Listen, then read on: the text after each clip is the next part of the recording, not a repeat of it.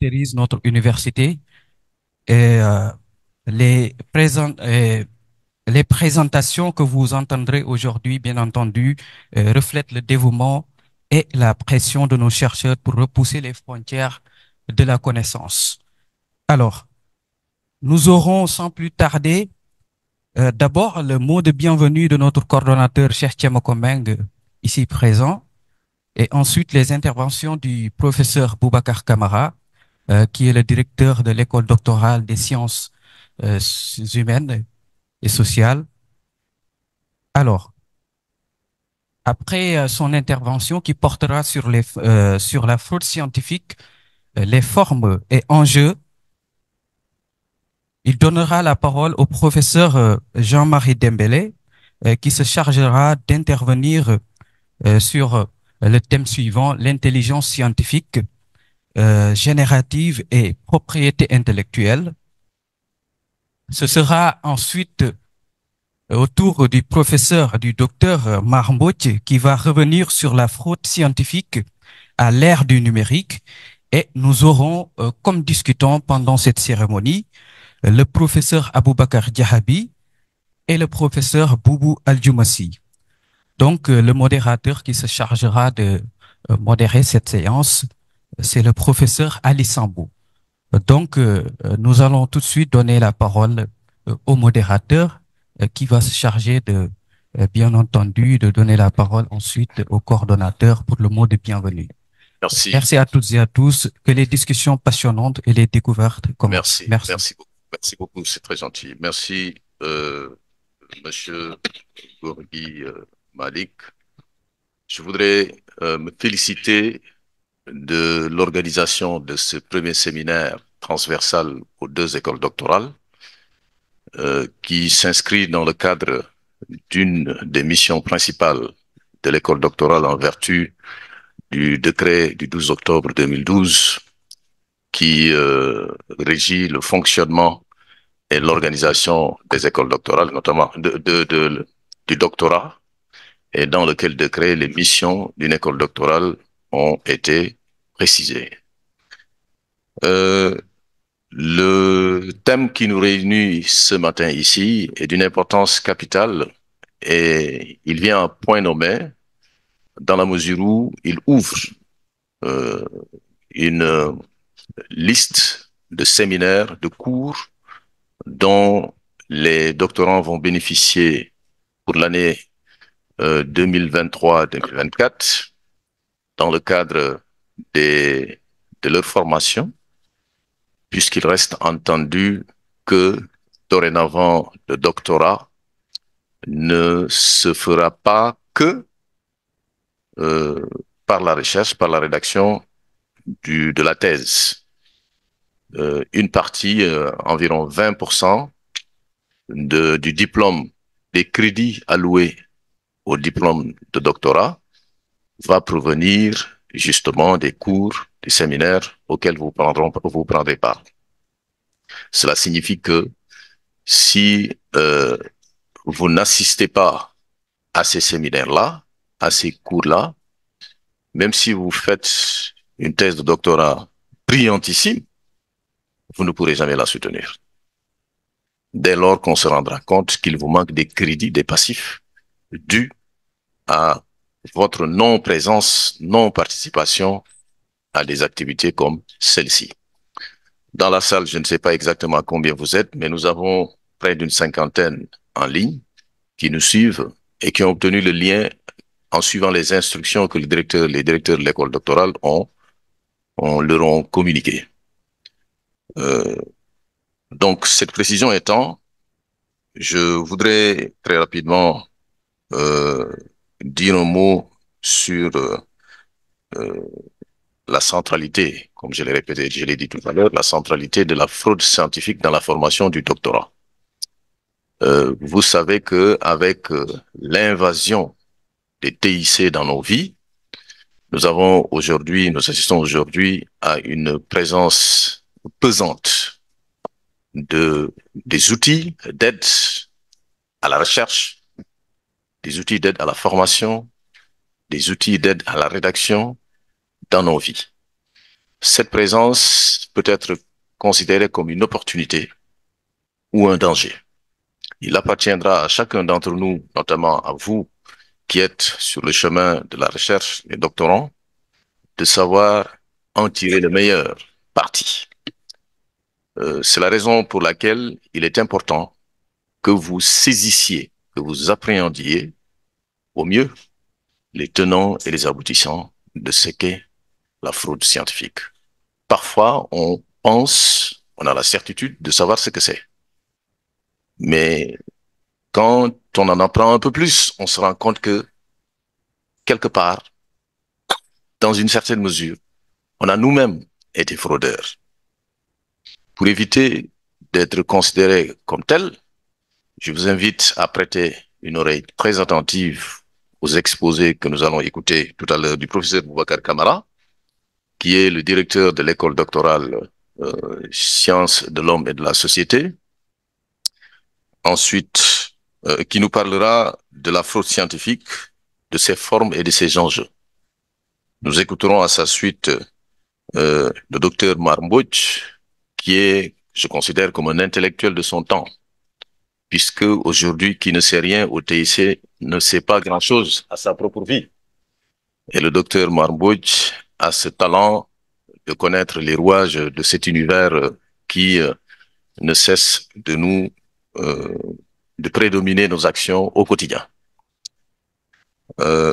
Nous écouterons à sa suite, Marmbouch nous parlera de la fraude scientifique à l'ère du numérique, justement.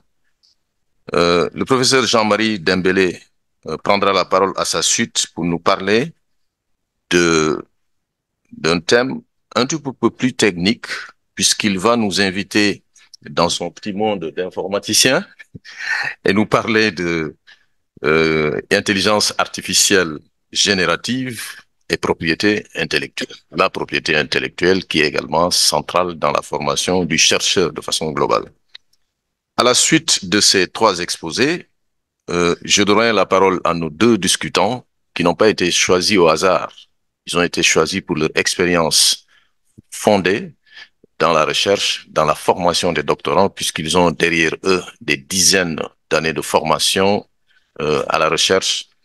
Le professeur Aboubakry Diahabi, qui fut tour à tour directeur du centre de calcul, directeur de l'UFRSAT, et qui nous fait l'honneur d'être aujourd'hui parmi nous pour discuter euh, des, des présentations que nous écouterons de nos trois premiers collègues. Le professeur Boubou Aldoumassi, professeur Boubou Aldoumassi est un géophysicien de formation qui lui aussi nous fera part de son avis, fondé sur sa propre expérience d'encadrant de doctorants, y compris de collègues, puisque le professeur Boubou Aldoumassi a été le président du conseil scientifique qui fut, il y a encore quelques mois, l'organe suprême de gouvernance de la recherche ici, mais qui, malheureusement, a cédé le pas à la suite de l'adoption des nouveaux textes de gouvernance des universités. Nous allons, sans plus tarder, donner la parole au professeur Boubacar Camara, mais avant d'ouvrir vraiment cette ronde d'intervention, un mot de bienvenue sera dit par le président du collectif des doctorants, en la personne de Cheikh Tiemokombeng, qui nous souhaitera la bienvenue et peut-être reviendra sur l'importance de cette journée. Cheikh, vous avez la parole.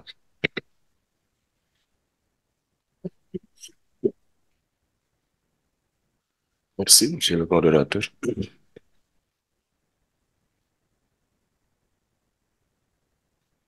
Monsieur le recteur de l'Université Gaston Berger de Saint-Louis, Monsieur le directeur de la recherche de l'Université Gaston Berger de Saint-Louis, Monsieur le directeur de l'école doctorale des sciences de l'homme et de la société de l'UGB, Monsieur le directeur de l'école doctorale des sciences et technologies de l'UGB, Messieurs les directeurs d'UFR et instituts, de l'UGB, Monsieur le coordonnateur du CAMETIC, Messieurs les responsables de formation doctorale, Messieurs les responsables de laboratoires de recherche, Messieurs les présidents de structures représentatives des étudiants de l'UGB, chers professeurs, chers invités, chers collègues doctorants, chers participants, bonjour. C'est pour nous un grand plaisir et un réel honneur de nous adresser à vous aujourd'hui pour la tenue de ce séminaire conjointement organisé par le collectif des doctorants de l'UGB et le Collège des écoles doctorales, dont le thème porte sur la problématique de la fraude scientifique.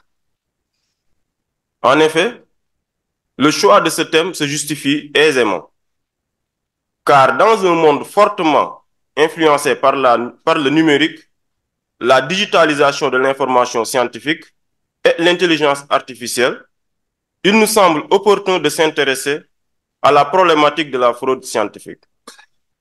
En réalité, le dit thème est d'une importance capitale pour la communauté nationale, voire internationale en général, et la communauté universitaire en particulier. Ainsi, la tenue de cette si importante activité constitue la perpétuation d'activités scientifiques que le Collège des écoles doctorales et le collectif des doctorants de l'UGB ont coutume d'organiser. Et celle-ci en est la deuxième en moins de 6 mois dans ce temple du savoir, l'UGB. Cette université d'excellence, parfois en effervescence, n'a pas perdu ses repères fondamentalement axés sur la perfection, rigoureusement inculqués avec soin et patience par les hommes de probité et de science que sont nos chers professeurs ici présents. Mesdames et messieurs, au vu des exigences du CAMES sur la qualité de la production scientifique, mais aussi des efforts et sacrifices consentis par les autorités universitaires de Saint-Louis pour se conformer aux standards internationaux, il nous semble judicieux de dire, sans réserve, que tout doctorant de l'UGB doit indéniablement savoir où et comment tremper sa plume dans l'encre indélébile de l'excellence afin de pouvoir produire un document dont l'originalité sera sans équivoque, a fortiori la scientificité.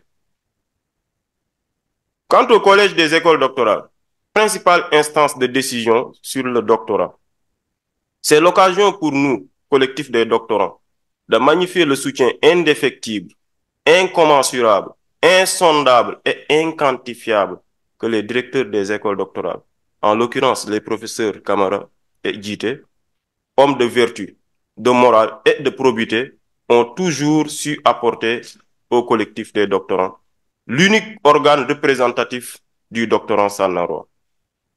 Chers professeurs, de par notre voix, le collectif vous remercie sincèrement. Effectivement, vous n'avez jamais ménagé aucun effort pour l'amélioration des conditions de vie et de travail du doctorant de l'Université Gaston Berger de Saint-Louis, permettant l'aboutissement à des résultats de recherche scientifique de qualité, et ce, avec le concours salutaire des formations doctorales, laboratoires de recherche et directeurs de thèse. Cependant, il importe de souligner que l'organisation d'une telle rencontre scientifique ne saurait effectivement réussir sans l'engagement, ô combien nécessaire et louable, d'hommes et de femmes dévoués à la cause des doctorants, de la communauté scientifique et au service du développement, au premier rang desquels figurent incontestablement les membres du bureau exécutif du collectif des doctorants de l'UGB et certains doctorants animés de très bonne foi. Chers participants, à vos grades, qualités, rangs et titres, permettez-nous de vous souhaiter la bienvenue à cette si importante activité. Nous vous remercions de votre présence malgré vos nombreuses préoccupations. Nous reconnaissons que vous êtes très occupés. N'empêche, vous avez su aménager votre emploi du temps pour nous faire profiter de votre présence. Sur ce, mesdames et messieurs, nous vous souhaitons un bon séminaire. Merci. Merci beaucoup. Merci, cher Thiemo Combeng, pour ces propos introductifs. Je souhaiterais, avant de donner la parole au professeur Boubacar Camara, pour qu'il introduise son thème, rappeler tout à l'heure avec précision une partie de mes propos liminaires tout à l'heure quand je disais que ce type de manifestation, les séminaires, les colloques, les conférences, euh, vont dorénavant faire partie du paquet que le doctorant devra présenter le jour de sa soutenance pour que euh, son diplôme puisse lui être délivré après. Il faut comprendre que ces activités sont créditées de 20 crédits sur les 180 crédits que compte le D, le doctorat. Les 160 qui restent sont ainsi répartis, 120 crédits pour la rédaction et la soutenance de la thèse elle-même et 40 pour la recherche. Hein? Donc, c'est l'école doctorale qui va définir les modalités et les conditions de, de la soutenance. L'école doctorale va, et ceci est déjà énoncé en des termes clairs dans le décret qui gouverne le D, le décret 2012. Euh, c'est la raison pour laquelle il est important qu'au-delà de la rédaction de la thèse et des activités de recherche que vous menez, qui sont participation à des colloques, hein, des colloques indépendants des activités de l'ED, des participations, des rédactions d'articles, hein, parce que vous rédigez des articles, vous participez à des séminaires ailleurs, hein, tout ça va dorénavant être crédité sur présentation d'éléments de preuve.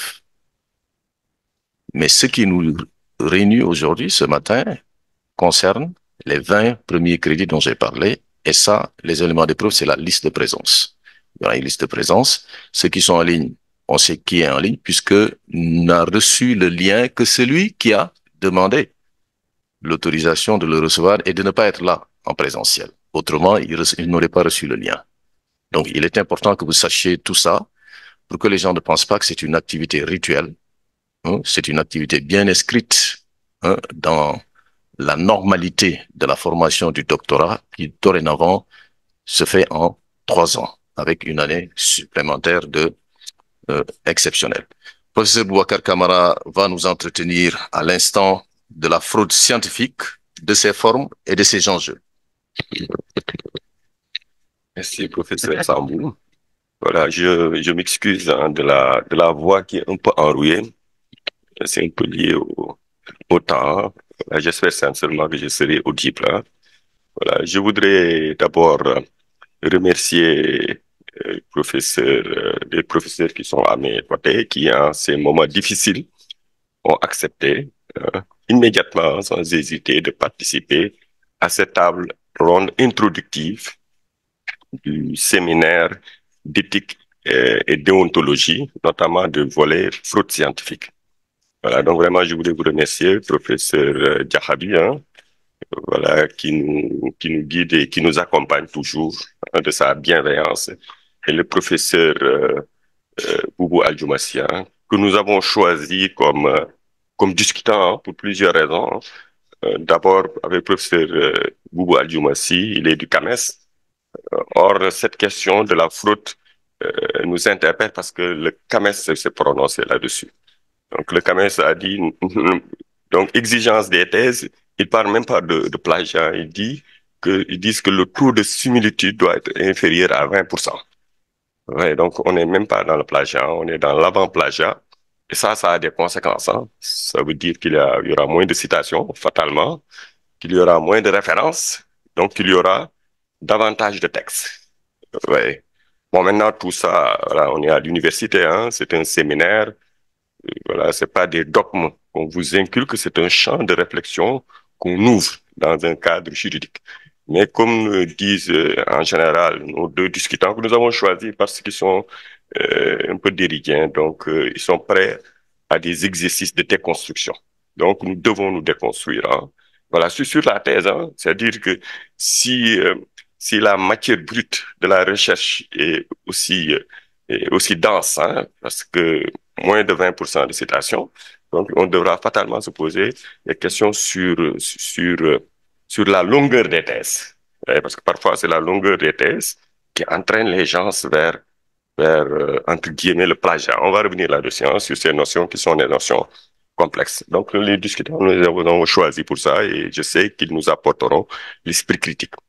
Et au sorti de ci, donc, il y aura deux dimensions qu'il faudra prendre en compte. La dimension réglementaire, ce qu'il faut faire, hein. Voilà, ceux sur lesquels il n'y a pas de discussion possible, hein. Comme disait Kant, hein, on a beau être un esprit critique quand même, il y a des moments et des choses dont il y a des moments de discussion et des choses dont on peut discuter. Voilà, il y a des choses réglementaires qui sont fixées. Et puis, de l'autre côté, il y a des espaces de réflexion. Et du coup, des espaces de recherche, non seulement pour les étudiants, hein, parce que c'est de belles pistes de recherche, hein, voilà, mais aussi pour les enseignants. Voilà. Donc, voilà, enfin, je suis dans les enjeux déjà. Hein. Voilà, je suis dans les enjeux. Alors, je voudrais aussi remercier le professeur Marmbouch, hein, voilà, qui est très pris, hein, parce que la semaine dernière, ils étaient dans leur maquette. Hein, voilà, mais malgré tout, avant les maquettes déjà, ils étaient vraiment, ils sont formidables avec la commission institutionnelle sur le CAMES. Donc, ils étaient en train de former voilà, ils étaient en train de former les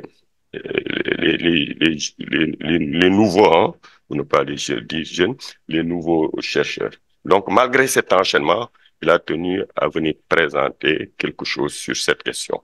Et le professeur Dembélé, évidemment, voilà, qui vraiment s'est proposé, hein, parce que j'ai cherché un nom, voilà, au niveau scientifique, pour l'apport scientifique, voilà, vraiment, j'étais dans le pétrin, mais heureusement, avec sa bienveillance légendaire, il m'a sorti du pétrin. Parce qu'il fallait l'équilibre quand même. Il fallait pas seulement qu'il y ait lettres, sans science, hein. Quoique le professeur Marmouche soit très scientifique, hein. Vraiment, la question sciences humaines, ça pose problème, hein.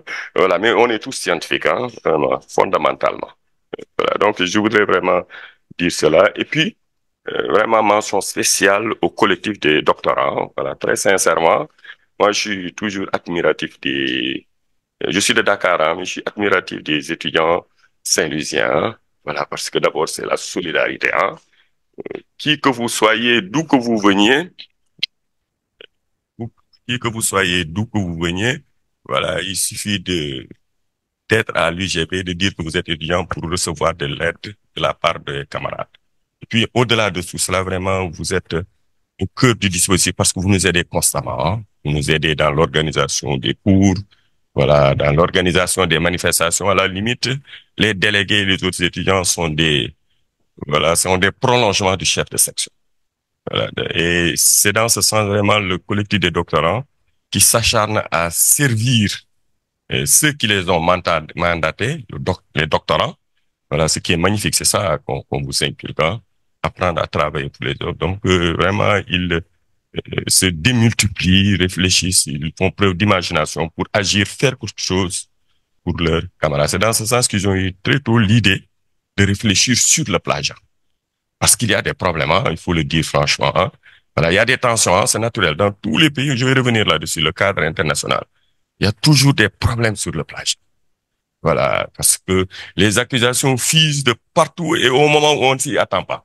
Ouais, parfois, vous croyez avoir vos idées alors que l'autre ressent la manipulation de cette idée comme, voilà, euh, comment dirais-je encore, comme si vous l'agressiez, hein. Donc, comme un plagiat, comme un vol. Et donc, c'est une question vraiment très sérieuse.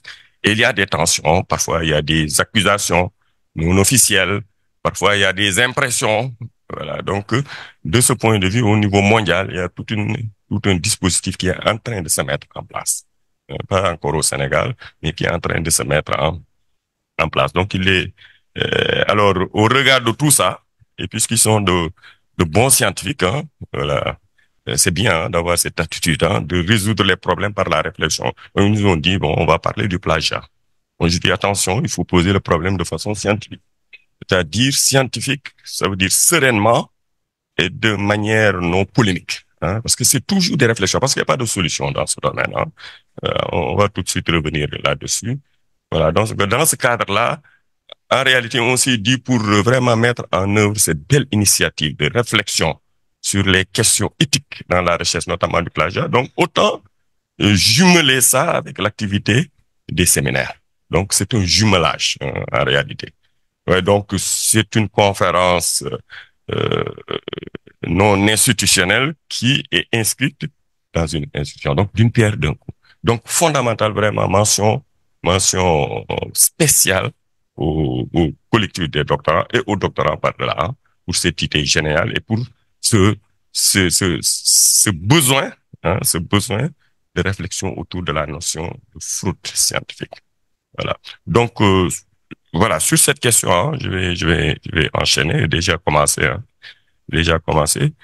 et je vais continuer avec les enjeux, parce que ce problème-là, il faut pas le poser de façon morale. Ça, c'est la moralisation hâtive peut être dangereuse, hein. Parce que si c'est la moralisation hâtive, bon, immédiatement, on veut dire, voilà, tout ce qui plagie, hein, les plagieurs ou plagiaires, hein, il y a une hésitation. Certains parlent de plagiaires, d'autres parlent de plagieurs, hein. Voilà, décider d'emblée qu'un plagieur, c'est un hors-la-loi, c'est un voleur, hein. Ou bien, comme dit l'autre dame, c'est un délinquant, c'est un délinquant scientifique, hein. Ça peut être dommage, hein, parce que on peut occulter des problèmes plus complexes, hein. Donc, la dimension n'est pas morale, la dimension est éthique, hein. Voilà, on ne juge pas encore, hein. Quoique, je vous dis, il y a le cadre réglementaire, hein. Si on a les preuves de fraude, donc vous êtes passible de sanctions, hein, parce que les fraudes d'ailleurs dans certains pays sont des délits, hein, des crimes, hein. Et donc, ça peut enclencher. Donc, de ce point de vue, il y a aucun souci. Il y a un cadre réglementaire qui est très bien défini. Quoique, discutable. Quoique pas clair, hein. C'est le charme du droit. Voilà. Donc, il y a toujours de l'interprétation. Voilà. Donc, pour dire quoi? Pour dire que, euh, la démarche n'est pas moralisante, hein. Quoi qu'il y ait des textes réglementaires. Et ça, c'est clair, hein. Et non, il faut le dire clairement, hein. C'est un jeu dangereux de transgresser les textes. Ouais, je dis les textes, hein, comme j'ai rappelé Kant, hein, quand tu disais dans Qu'est-ce que les Lumières, un texte magnifique, hein, qui a marqué l'Occident, disait que pour qu'il y ait du progrès, il faut sortir de l'obscurantisme. Pour sortir de l'obscurantisme, il faut exercer l'esprit critique. Ouais. Mais l'esprit critique ne s'exerce pas en tout lieu et en tout moment.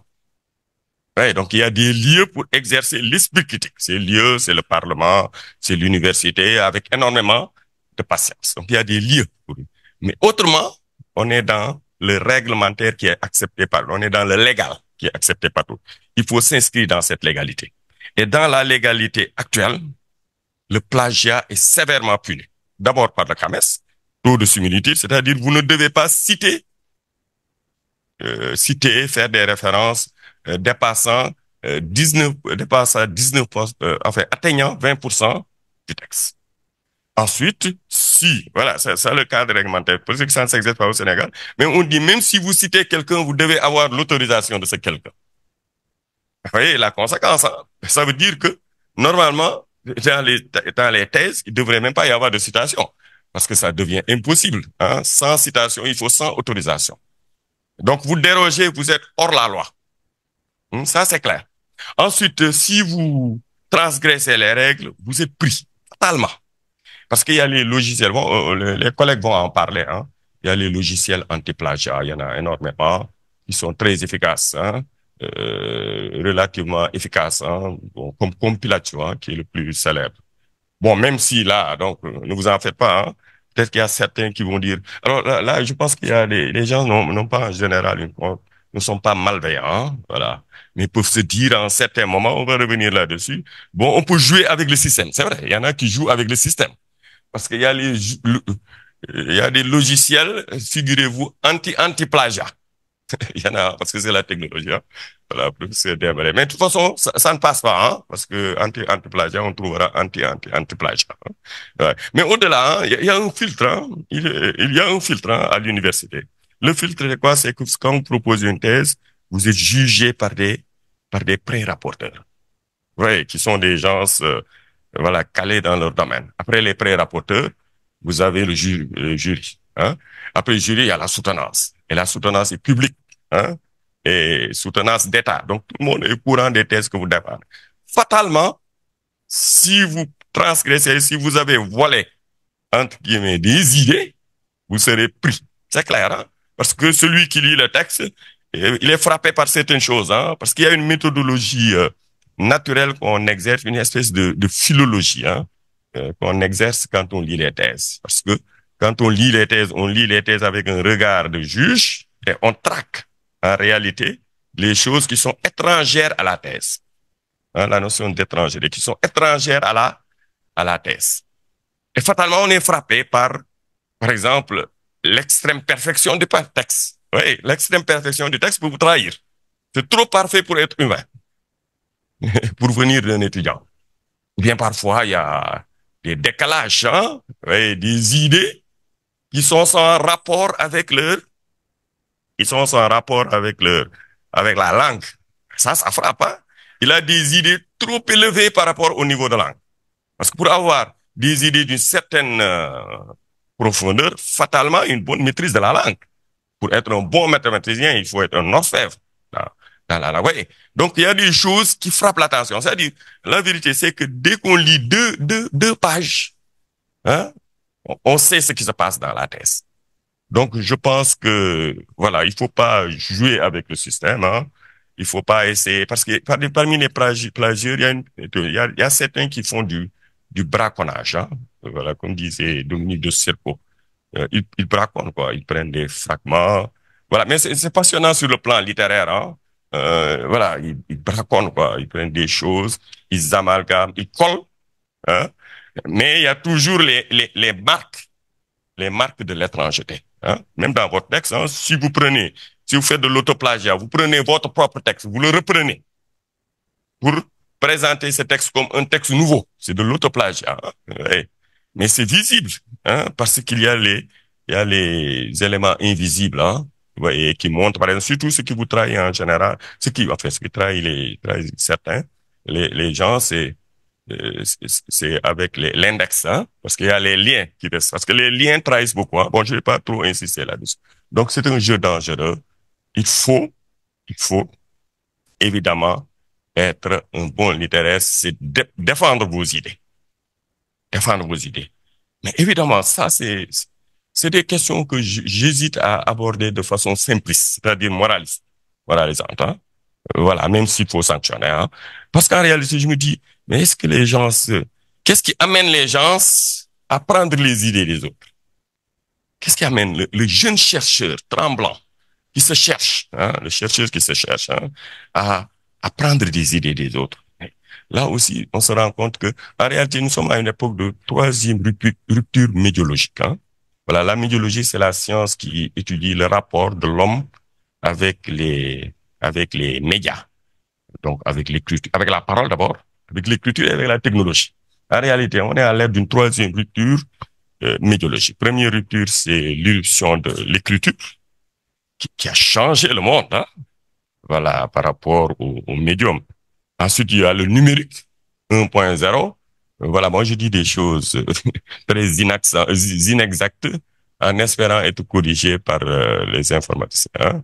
Voilà, bon, ça c'est un petit vol, quoi. Voilà. Je crée des conditions pour que les autres m'aident en me critiquant. Voilà, ça c'est difficile à quantifier. Voilà, donc il y a le numérique 1.0, qui change les choses, hein. Et puis il y a le numérique 2, hein. Le numérique 2, au niveau scientifique, ça change énormément de choses. En réalité, on est à l'ère d'une rupture médiologique. Parce que le problème qui se pose et ça, on s'en rend compte en étudiant les jeunes, hein. Quand on parle de génération X, Y, voilà, c'est d'autres personnes, en réalité. C'est-à-dire, nous sommes très différents de vous à cause de notre environnement médiologique. Et qu'est-ce que je veux dire par là? Je veux dire par là, tout simplement, que vous êtes né le smartphone pratiquement à la main, hein? C'est-à-dire, nous, à notre époque, pour avoir une citation, il fallait aller à la bibliothèque, recopier le texte ou photocopier le texte avec 100 francs la page. Mais vous êtes à une époque. Vous avez des facilités. Vous copiez, collez. Contrôle C, contrôle V. Copier, coller. Oui. C'est pas du vol, ça. Hein? C'est une extension de notre être. Donc, ce qui se passe aujourd'hui, avec les notions, ce que révèlent les pratiques de plagiat, les comportements, hein, voilà, les comportements de plagiat, c'est des problèmes ontologiques. Hein. Ontologique, c'est la définition même de notre être. Hein. Et le rapport entre ce qui nous est propre et ce qui nous est impropre. Ça a changé. Nous qui vivons dans les smartphones, hein, nous tous, hein, parce on change de génération, nous qui avons des facilités de comporter, mais c'est la définition d'un qu'est-ce qui nous est propre et qu'est-ce qui nous est impropre. C'est pourquoi, comme le dit un médiologue, hein, Mirzo, celui qui fait du copie n'a pas la sensation de voler. C'est-à-dire, c'est une opération cognitive qui est comparable à l'opération de sélection mentale d'une idée. C'est pas autre chose. Parce qu'il est dans cet environnement médiologique. Donc, la question du propre et de l'import, la question du moi cognitif, c'est ontologique, du moi cognitif et du non-moi cognitif. Ce qui est à moi et ce qui est à l'autre. C'est des questions simples, apparemment, mais c'est pas aussi simple que ça. Surtout dans le domaine scientifique. Qu'est-ce qui appartient à quelqu'un d'autre? Et de ce point de vue, hein, je rappelle les règles. Oui, c'est pour vous dire, hein, c'est des débats. Hein. Les règles, moi, j'en discute pas. Voilà, certainement, il y aura un cours sur la propriété. Mais sur les débats, quand Robert King Merton, hein, voilà, je risquais de parler anglais à côté du professeur Aliou Sambou, du professeur Khadijatou Diallo, qui surveille les prononciations, hein. Voilà, donc Robert King Merton, donc le premier sociologue de la science, définissait la science par 4 propriétés. L'universalisme, la science ne doit appartenir à personne. Ah oui, oui, la science ne doit appartenir. Et ça, c'est une idée acceptée par tous, hein, par Jasper, par Derrida, par l'autre là, comment il s'appelle, le savant et le politique. Max Weber, hein? Ça, c'est clair, hein? On nous dit d'un côté, la science ne doit appartenir à personne. À la limite, il ne doit pas y avoir de signature, il doit y avoir d'auteur. Et de l'autre côté, on traque les gens parce qu'ils utilisent les idées des autres. Question de l'universalisme. Hey, mais bon, il faut légiférer dans une société. Hein? Voilà, ça c'est l'idéal, hein? L'idéal, hein, qui est applicable, c'est vrai. Le communalisme, donc l'universalisme, il y a 4 caractères, l'universalisme, le communalisme, le désintéressement, le scepticisme organisé. Universalisme, ça n'appartient à personne. Communalisme, on doit partager, exigence. Hein? Le désintéressement, on ne doit pas chercher de gain. Ah oui, parce qu'on a compris très tôt, là où il y a d'argent, il n'y a pas de franchise universelle. La franchise, au Moyen-Âge, ça veut dire liberté. Il n'y a pas de liberté. Or, la liberté est essentielle. Le scepticisme organisé, ça doit être discuté. Il n'y a pas de vérité absolue. À quoi Jacques Derrida a le dit que l'université, c'est quoi? L'université, c'est un lieu d'autonomie inconditionnelle. On doit être totalement libre. Chacun doit être soi-même de façon à mettre en exercice l'universel. Et ça, c'est un exercice extrêmement difficile.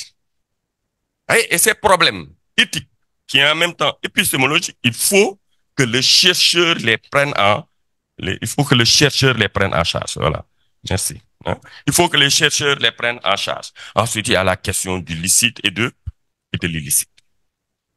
Et donc, tout ça, on doit gérer. Et ça, c'est la dimension éthique. Qu'est-ce qui est à moi? Qu'est-ce qui est à l'autre? Mais de l'autre côté, on ne dit pas de jeu dans une thèse. Donc, il faut savoir mesurer l'originalité. Alors, c'est dans ce sens, par exemple, que Eugene Garfield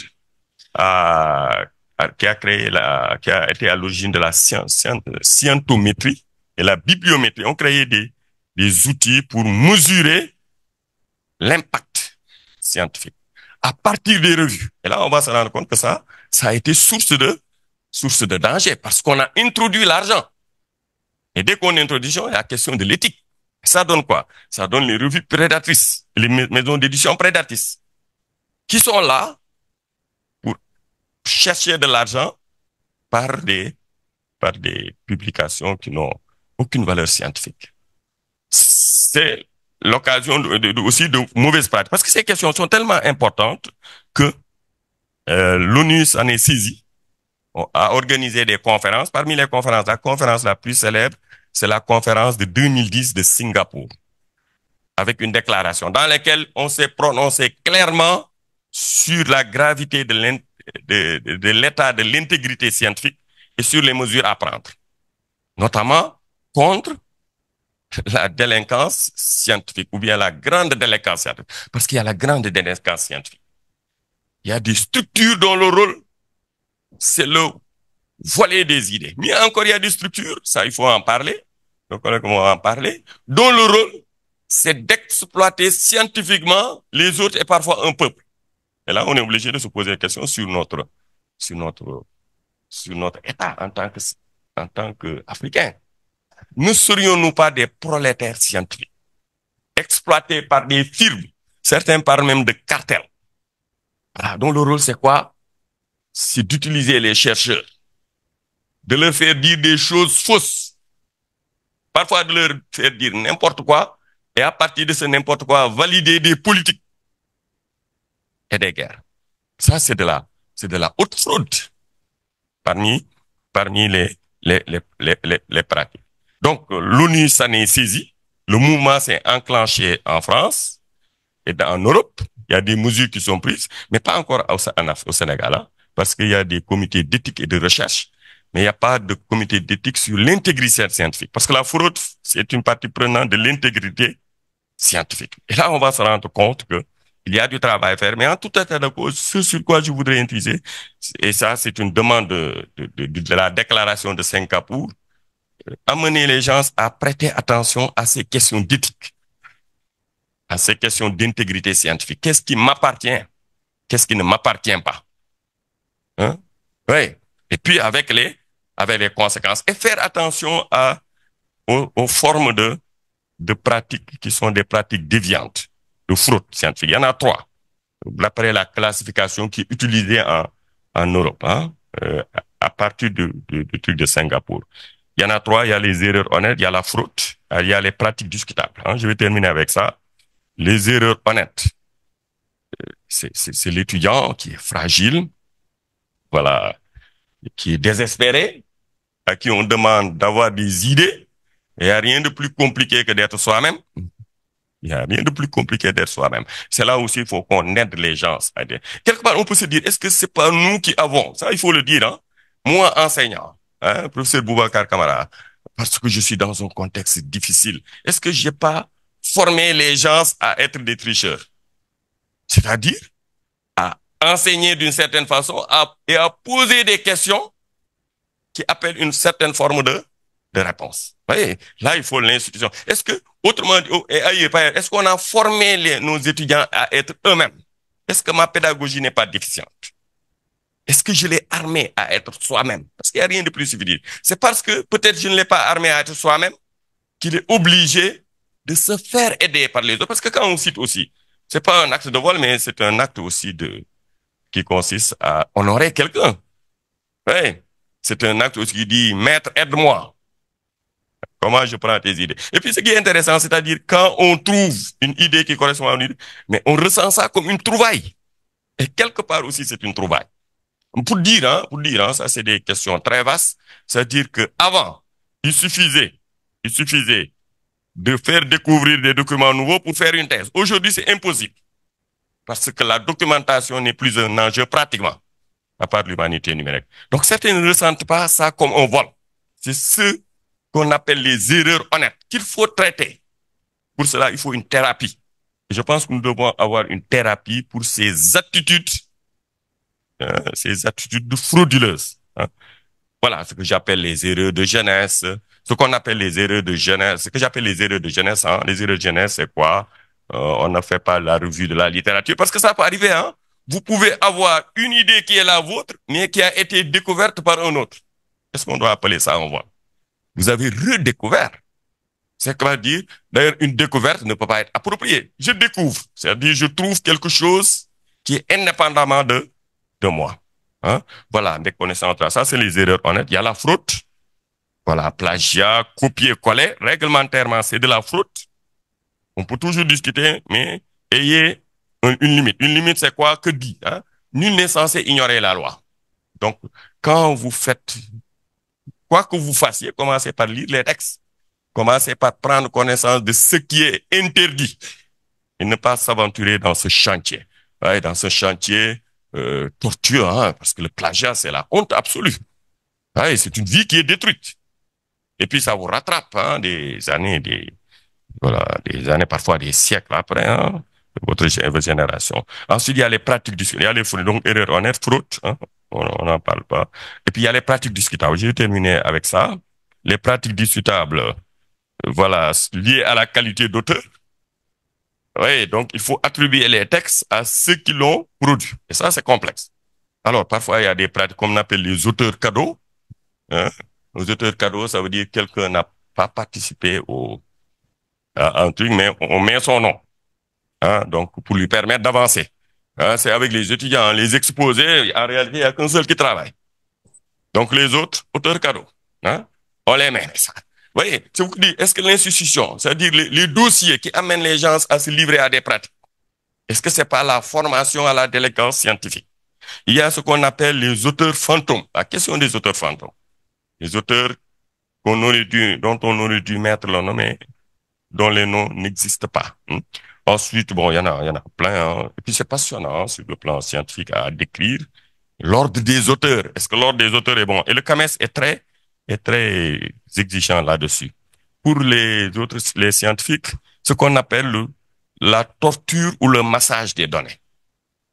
Ouais, donc vous prenez des données et vous leur faites dire plus qu'elles n'ont dit. Ah, ça, c'est des problèmes graves, hein. Vous voyez ces problèmes-là, institutionnels, ont donné lieu à l'écriture d'un ouvrage que je vous recommande de lire, hein, pour vous dire que c'est des problèmes complexes.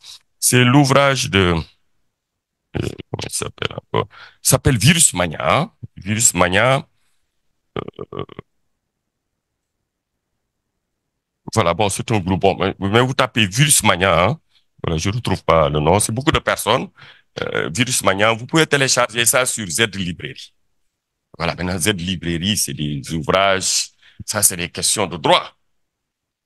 Voilà, mais ça, oui, la dimension politique, hein.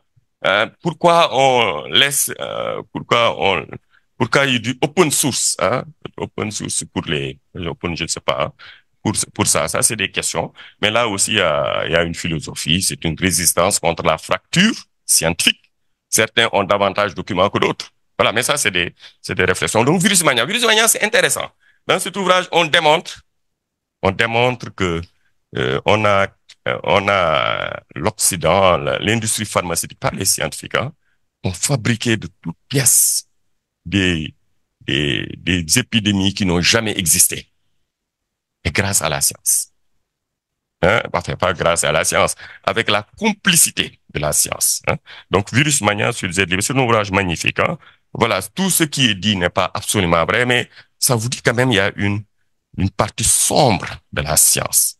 Donc, il y a la torture, mais ça, voyez, c'est des choses simples, hein, qu'on vous dit, voilà, le cancer est dû à ça. Ouais, donc, la manière dont on le dit, pourquoi on le dit, au nom de quoi, voyez, ça, c'est de la grande délinquance, hein. Voilà, de trucs. Ensuite, il y a la manipulation des revues, l'autoplagiat segmenté, voilà, on connaît, autopromotion. Et là aussi, il y a un plaidoyer, parce que tout ça, c'est dû au fait quoi? C'est la nouvelle règle aujourd'hui, hein. Publish or perish, hein. Publie ou périt. Mais ça amène les chercheurs à faire. Et puis, l'évaluation quantitative est sérieusement remise en question en Occident. Vous voyez, c'est-à-dire, vous demandez à des gens d'écrire un ouvrage, ils vous publient 100 ouvrages, sans articles. Mais en réalité, il y a eu triche. Et parfois, même le système, même le classement Shanghai, il y a des pays qui trichent. Oui, qui créent de toutes pièces des articles, des données. Oui, donc, ça c'est important. Ça, c'est les manipulations liées aux revues et aux revue prédatrice, j'en ai parlé. Et puis, il y a la question des financements, être financé par des organismes locaux. Donc, dans le pays, dans le monde, c'est vrai, hein, si vous êtes financé par les terroristes, entre guillemets, on va vous traquer. Mais si vous êtes financé par des Occidentaux, et c'est normal, hein, c'est le jeu, pour vous faire arriver à des conclusions, et ça, il y a une question d'honnêteté, de rigueur intellectuelle. Hein. Voilà, et puis, dernière chose, sur tout ce qui est lié aux médias. Voilà ce que je voulais terminer. Et puis, dernière chose quand même, il y a les dernières données avec Alain Sokal et Jean Bricmont. Je vais ajouter une autre catégorie, la catégorie des impostures intellectuelles. Donc, Alain Sokal et Jean Bricmont, qu'est-ce qu'ils ont montré? Ils ont fait un jeu, Alain Sokal, il a créé un texte vraiment fantaisiste. Il l'a envoyé à une revue très célèbre, Social Text, et la revue a publié ça, ce qu'on appelle un canular. Il en a profité pour montrer la faiblesse du système, mais quoi que le système soit faible, le système a toujours fini par avoir raison des fraudeurs, parce qu'on finit toujours par vous retrouver. Donc non seulement il a, mais il a montré que il y a certaines formes de science qui relèvent de l'escroquerie, il dit de l'imposture. Ouais, c'est-à-dire qu'il y a toute une autorité qui crée des concepts pour valider des conclusions scientifiques et légitimer des actions, des actions politiques. Et l'exemple le plus frappant, c'est la colonisation. C'est la post-colonisation. C'est les problèmes d'orientation sexuelle pour laquelle il y a toute une épistémologie mise en place. Question. Hein? Où commence et où s'arrête l'escroquerie, l'imposture intellectuelle. Donc, je voulais terminer par là et attirer l'attention des uns et des autres sur cette dimension éthique. Fondamentalement, c'est la réflexion, c'est l'honnêteté, hein, savoir prendre conscience de votre personnalité scientifique et l'exprimer en toute modestie à l'intérieur du champ scientifique qui est un champ communautaire. Ça, c'est un exercice extrêmement difficile. Mais si on le réalise, on est un excellent scientifique. Et si dans le monde, nous avons cette rigueur scientifique, évidemment, nous avons la chance de retrouver le monde voilà, de sérénité et de paix que nous avons perdu. Voilà, merci, professeur Alice. Merci beaucoup, professeur Boubacar Camara pour cette intervention. Je demande à la salle de l'applaudir. Voilà, c'est une intervention à la fois philosophique, scientifique, plein d'enseignements, et à travers laquelle nous avons beaucoup appris, notamment ce qui concerne, je n'ai pas la prétention de faire une synthèse ou un résumé de votre exposé, d'autant que vous avez décidé de parler des enjeux et des formes. Les formes sont multiples, comme on l'a vu, les formes de plagiat, hein, de délinquance scientifique sont nombreuses et variées. Ce qui les distingue, ce n'est pas tant les moyens mis en œuvre que la personnalité du chercheur elle-même.